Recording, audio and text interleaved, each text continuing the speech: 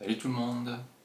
Quand on passe le permis de conduire voiture, il faut d'abord apprendre le code, la théorie, et ensuite les 20 heures de conduite minimum, la pratique.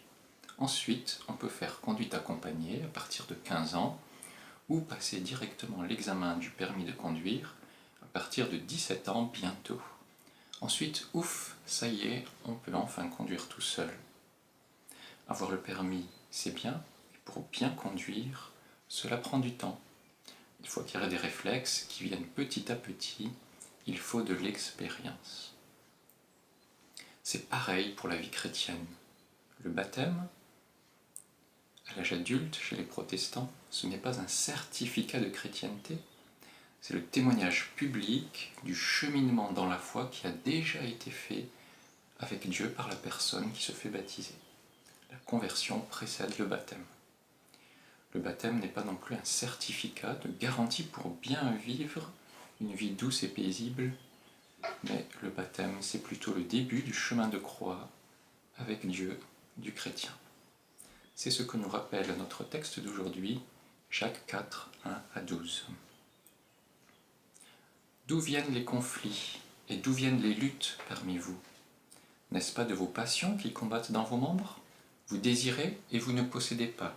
Vous êtes meurtrier et jaloux, et vous ne pouvez rien obtenir.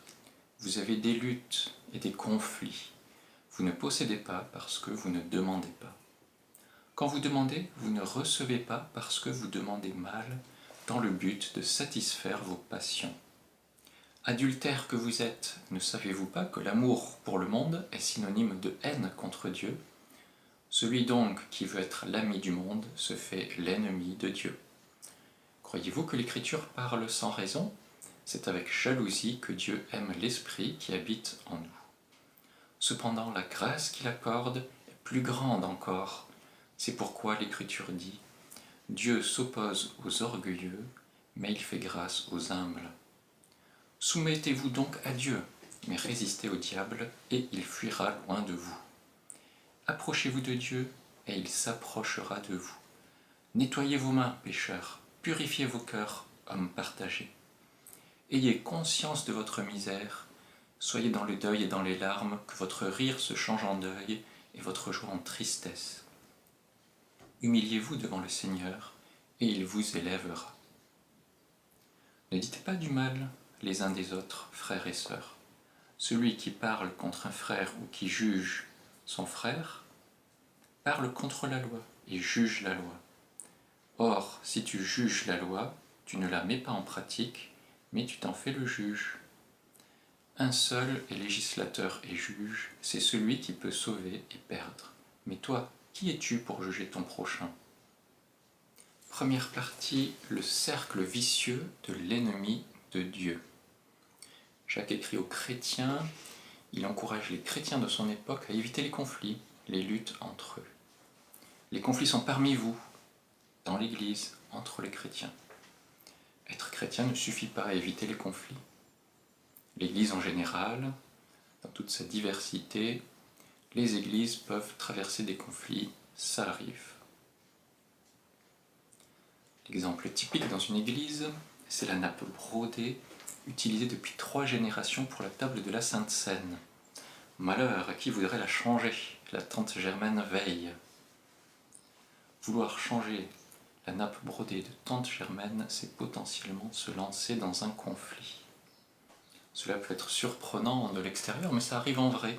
Ça peut être la nappe brodée, les rideaux en velours, la table de mixage, la chair faite sur mesure, ou encore des conflits entre personnes, etc. Comment éviter les conflits? Jacques dit qu'il faut revenir à la source du conflit. Il faut savoir d'où ils viennent. Dans le conflit, il y a souvent un déclencheur qui n'est pas forcément la raison profonde, comme l'étincelle n'est pas la raison du feu. Le feu de forêt peut venir de la sécheresse. De même, un conflit, une cause profonde. La cause profonde, ce sont les passions et les désirs que nous avons. De quoi s'agit-il? Toutes les passions et tous les désirs sont-ils interdits aux chrétiens? Être chrétien, est-ce renoncer à tout désir? Non.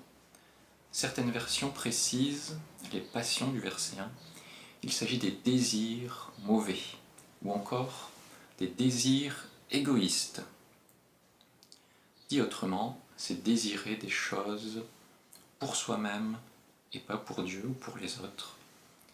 Les désirs dont on parle ici sont les désirs contraires à la parole de Dieu. Bien sûr que les chrétiens peuvent avoir des désirs, des passions et des loisirs, du moment que ce soit dans la volonté de Dieu. Pourquoi garder telle nappe brodée, tel rideau en velours dans une église? Est-ce une recommandation biblique? Non. Peut-être une volonté personnelle de reconnaissance? Peut-être de l'orgueil? Avoir une passion pour la musique et pouvoir louer Dieu, c'est super. Aimer le métal chrétien, très bien. Aimer des groupes ou des chansons satanistes qui rejettent Dieu, cela est contraire à la parole de Dieu. Dans la société de consommation occidentale, nous sommes allés très loin dans le raffinement infini de nos passions. En 1910, il y a 113 ans, c'était le début des voitures et de l'assemblage à la chaîne. La Ford T, très connue, on en disait qu'un client pouvait demander une Ford T en n'importe quelle couleur, du moment que ce soit le noir. Aujourd'hui, il y a des voitures de toutes les couleurs, de toutes les marques, de tous les prix, pour tous les usages. C'est quelque chose qu'on retrouve dans tous les domaines. Si on prend le smartphone, il y a maintenant une quantité très importante de smartphones pour tous les usages. Et c'est là, à mon sens, le signe des passions poussées à l'extrême qui fait qu'on produit des objets vraiment pour tous les usages et tout ce qu'on veut. Si on veut quelque chose de un peu original, on va trouver un smartphone qui le fait. Bien entendu, on peut être chrétien et avoir un smartphone ou une voiture. Le critère primordial est celui-ci. Ces passions sont-elles égoïstes? Ces passions sont-elles vécues sans Dieu? Les désirs et les passions égoïstes sans Dieu ont plusieurs conséquences. Les conflits, mais aussi le meurtre, la jalousie. Et ils sont frustrants. Vous ne possédez pas. C'est ce qui est dit au verset 2. Si tu es chrétien et que tu demandes quelque chose à Dieu, assure-toi de la raison de ta demande. Quelle est la source? Est-ce pour tes passions égoïstes, sans Dieu? Est-ce fait avec Dieu, pour les autres? Un critère. Si tu pries, demande quelque chose que Jésus lui-même pourrait demander. Jésus, quand il a prié, il a dit « Non pas ma volonté, mais la tienne, celle de Dieu ». Un critère pour vérifier si ce qu'on demande dans nos prières est conforme à la volonté de Dieu, et de se dire « Que demanderait Jésus à ma place ?» Ou encore, ce que je demande, est-ce que c'est pour glorifier Dieu, utile pour les autres, ou est-ce pour moi-même uniquement? Notre texte parle ensuite d'adultère. L'adultère, c'est le fait pour un époux ou une épouse de violer son serment de fidélité, de partage, et d'avoir des relations sexuelles avec une personne autre que son conjoint, envers qui il a affirmé ce serment, peut-on lire dans Wikipédia. L'adultère entre époux est une image de la relation entre Dieu et son Église. L'Église est l'épouse de Jésus-Christ. Lorsque les chrétiens se lancent dans toutes sortes de passions sans Dieu, lorsqu'ils agissent de manière contraire à la volonté de Dieu, il y a là un adultère spirituel. Quelles sont nos passions mauvaises, égoïstes, qui prennent la place de Dieu dans nos vies? Ce que je désire est-il bien conforme à la volonté de Dieu? Nous sommes aujourd'hui à l'ère des buffets à volonté dans le domaine de la spiritualité. Certains pensent, peu importe ce que tu vis, ce que tu expérimentes, pourvu que cela te fait du bien. Peu importe ce que tu crois, du moment que cela te fait du bien. Vraiment? Non. Jésus dit, je suis le chemin, la vérité et la vie. Nul ne vient au Père que par moi. Les voyants et les guérisseurs disent avoir un don pour faire du bien aux gens. mais ces pratiques sont contraires à la vie avec Dieu. Deutéronome 18:10 dit qu'on ne trouve chez toi personne qui fasse passer son fils ou sa fille par le feu, personne qui exerce le métier de devin, d'astrologue, d'augure, de sorcier, de magicien, personne qui consulte les esprits ou les spirites, personne qui interroge les morts. Faisons confiance à Dieu et non pas aux devins ou autres voyants, sinon c'est là aussi une adultère spirituelle, c'est faire confiance à quelqu'un d'autre que Dieu. Le monde maintenant, au verset 4, ne saviez-vous pas que l'amour pour le monde est synonyme de haine contre Dieu? Celui donc qui veut être l'ami du monde se fait l'ennemi de Dieu. Que veut dire ce verset? C'est quoi le monde? Ce verset nous demande-t-il de sortir du monde, d'aller sur Mars ou dans un endroit reculé dans la montagne, isolé, pour pouvoir vivre avec Dieu? Certains l'ont pensé ou le pensent, mais ce n'est pas ce qui est dit ici. Jésus, dans sa prière pour le Père, dans Jean 17, dit « Je ne te prie pas de les ôter du monde, les chrétiens, mais de les préserver du mal. Ils ne sont pas du monde, comme moi je ne suis pas du monde. Sanctifie-les par ta vérité, ta parole est la vérité. Comme tu m'as envoyé dans le monde, je les ai aussi envoyés dans le monde. » Nous sommes donc dans le monde, mais nous ne sommes pas du monde, nous dit Jésus. Jésus nous envoie dans le monde. Qu'est-ce que le monde? Dans la Bible, il y a au moins 179 versets qui parlent du monde dans le Nouveau Testament. Et voyons un peu ce qui est dit là-dessus. Jean 10, la lumière était dans le monde et le monde a été fait par elle, pourtant le monde ne l'a pas reconnue. Le monde, c'est ici ceux qui ne reconnaissent pas la lumière, Jésus. Éphésiens 2:12, quant à vous, vous étiez morts à cause de vos fautes et de vos péchés, que vous pratiquiez autrefois conformément à la façon de vivre de ce monde, conformément au prince de la puissance de l'air, de l'esprit qui est actuellement à l'œuvre parmi les hommes rebelles. Le monde, c'est donc ceux qui sont en rébellion contre Dieu, ceux qui vivent dans le péché. Éphésiens 6:12, en effet, ce n'est pas contre l'homme que nous avons à lutter, mais contre les puissances, contre les autorités, contre les souverains de ce monde de ténèbres, contre les esprits du mal dans les lieux célestes. Le monde sans Dieu est influencé par les puissances spirituelles, les esprits du mal, les anges déchus.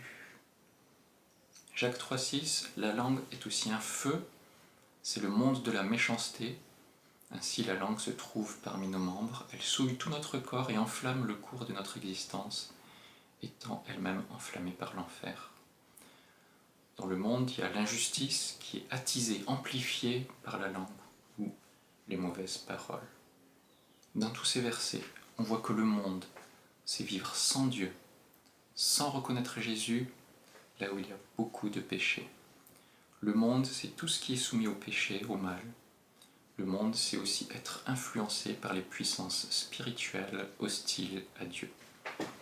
Tout ceci, tout ce qu'on vient voir jusque maintenant, c'est ce qu'on peut appeler le cercle vicieux de l'ennemi de Dieu. Le cercle vicieux de l'ennemi de Dieu. L'ennemi de Dieu vit dans des conflits qui viennent de ses passions égoïstes, qui produisent un adultère spirituel, le péché. Aimer le monde, c'est aimer vivre dans le péché sans Dieu. Aimer le monde, c'est synonyme de haine contre Dieu. Aimer le péché, c'est être ennemi de Dieu. Que Dieu nous préserve de suivre nos passions sans lui, au point que nous devenions ennemis de Dieu. Que Dieu nous aide plutôt à vivre avec lui. Comment? Par le cercle vertueux de l'humilité devant Dieu, qui est décrit à partir du verset 5, et c'est notre seconde partie. Le cercle vertueux de l'humilité devant Dieu. C'est avec jalousie que Dieu aime l'esprit qui habite en nous. La particularité des croyants, c'est que l'esprit de Dieu habite en eux. 1 Corinthiens 3,16, ne savez-vous pas que vous êtes le temple de Dieu et que l'esprit de Dieu habite en vous? dans notre vie chrétienne, il nous est demandé d'être remplis de l'Esprit. Éphésiens 5, 18, soyez au contraire remplis de l'Esprit. Jacques nous précise que pour être rempli de l'Esprit, cela se traduit par faire la volonté de Dieu et non pas être dans le cercle vicieux de l'ennemi de Dieu. Lorsque nous suivons nos passions mauvaises sans Dieu, nous attristons Dieu, nous attristons le Saint-Esprit qui est en nous. Soyons prompts à écouter cette voix en nous qui nous dit « Ce que tu fais là, ce n'est pas conforme à la volonté de Dieu. Arrête !» Si nous n'écoutons pas le Saint-Esprit, Dieu peut quand même nous laisser dériver dans ses passions, mais cela nous éloigne de lui. Dieu veut qu'on le suive, qu'on respecte cet esprit qui est en nous. Il veut qu'on soit rempli du Saint-Esprit. Éphésiens 4,30 « N'attristez pas le Saint-Esprit de Dieu par lequel vous avez été scellés pour le jour de la rédemption. » Alors s'éloigner de Dieu, faire le mal, ça arrive, même encore pour les chrétiens. Et ce texte nous encourage, car la grâce est plus grande encore, nous dit ce texte dans le verset 6. Cependant la grâce qu'il accorde est plus grande encore. Si jamais tu as vécu jusqu'à maintenant sans Dieu, la grâce de Dieu, le pardon de Dieu est plus grand que le fait d'avoir été ennemi de Dieu. Si jamais tu es déjà croyant, si tu as accepté Jésus comme ton Seigneur, mais que tu t'es laissé égarer par des passions égoïstes, par le péché, la grâce de Dieu est plus grande encore. Nous pouvons encore revenir à lui. 1 Jean 1,9 « Si nous reconnaissons nos péchés, il est fidèle et juste pour nous les pardonner et pour nous purifier de tout mal. » Si tu te dis « J'ai trop fait de mal, Dieu ne me pardonnera pas », ce n'est pas vrai. Sa grâce est plus grande encore.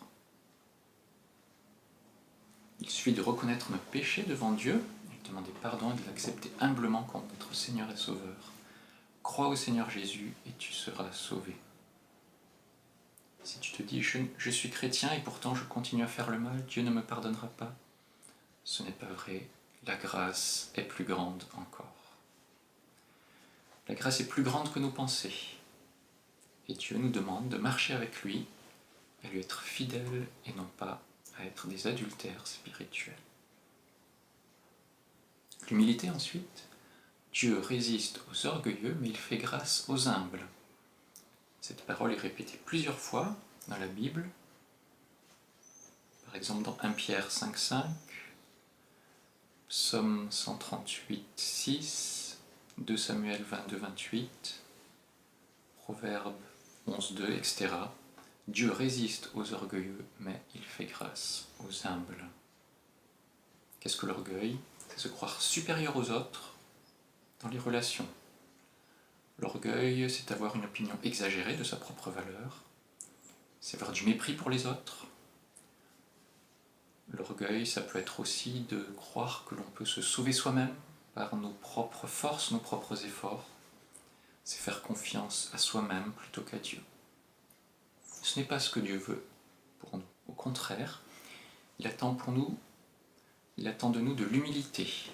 Il attend de nous de faire confiance à Dieu plus qu'à nous-mêmes. Dieu résiste aux orgueilleux, mais il fait grâce aux humbles. Recevoir la grâce de Dieu, c'est venir humblement devant lui, en reconnaissant notre misère, c'est-à-dire notre injustice et notre incapacité à être juste devant Dieu par nous-mêmes. Seule l'œuvre de Dieu, de Jésus sur la croix pour nous, nous permet d'être justes devant lui. Croire que Jésus est mort pour nos péchés, c'est ce qui fait qu'on peut être juste devant Dieu. Ensuite, soumettez-vous à Dieu, mais résistez au diable et il fuira loin de vous. On a une série d'impératifs qui est double ici. Se soumettre à Dieu, résister au diable. Quand on est au bord du canal, on risque de tomber dans l'eau. Pour éviter de tomber dans l'eau, il faut d'une part garder l'équilibre et d'autre part s'éloigner du bord. Il faut les deux. Heureux l'homme qui tient bon face à la tentation, nous dit Jacques 1 à 12. Le texte nous encourage ensuite à s'approcher de Dieu, à nettoyer nos mains. Il s'agit de s'approcher humblement devant Dieu en reconnaissant notre péché, en nettoyant nos mains de pécheurs, en purifiant nos cœurs du mal. Comment? En demandant pardon à Dieu, pas en faisant des trucs pour se rattraper. Il s'agit de rejeter nos passions sans Dieu et d'abandonner le péché. Ensuite, au verset 9, il y a « Ayez conscience de votre misère, soyez dans le deuil et dans les larmes, que votre rire se change en deuil et votre joie en tristesse. » Ce verset demande une explication. Être chrétien, est-ce toujours vivre dans la tristesse, dans le deuil? Est-ce faire mourir la joie? Pas du tout. L'important est au début du verset. Ayez conscience de votre misère. La misère, c'est la tristesse d'être loin de Dieu. Le deuil, les larmes, la tristesse, c'est lorsque nous sommes loin de Dieu, lorsque nous sommes pécheurs. Soyons prompts à être tristes d'être loin de Dieu, ne soyons pas joyeux d'être loin de Dieu. D'ailleurs, dans l'épître de Jacques, il est aussi parlé de la joie avec Dieu. Jacques 1,2. Mes frères et sœurs, considérez comme un sujet de joie complète les diverses épreuves auxquelles vous pouvez être exposés. Ou encore dans Jacques 1,12, heureux l'homme qui tient bon face à la tentation. Être chrétien, c'est être joyeux de notre proximité avec Dieu. Être chrétien, c'est être joyeux malgré les épreuves. Et c'est aussi être triste si on est loin de Dieu, mais justement pour pouvoir revenir dans la joie de sa présence, malgré les potentielles épreuves. Voilà le cercle vertueux de l'humilité devant Dieu. Finalement, être humble devant Dieu, c'est aussi ne pas critiquer et dire du mal des autres, ce qui peut aboutir au conflit. En conclusion, comme nous l'avons vu, avoir le permis de conduire ne fait pas de nous des conducteurs expérimentés. Être baptisé dans la vie chrétienne n'est pas non plus la fin du chemin, mais le début de la vie avec Dieu. Sur le chemin de vie avec Dieu, Dieu nous encourage à être humble devant lui, à vivre le cercle vertueux de l'humilité devant Dieu. Ce texte nous invite aussi à éviter le cercle vicieux de l'ennemi de Dieu. Soyons vigilants, individuellement et en Église, et je conserve ce verset 7 pour moi-même. Soumettez-vous donc à Dieu, mais résistez au diable, et il fuira loin de vous. Bye bye.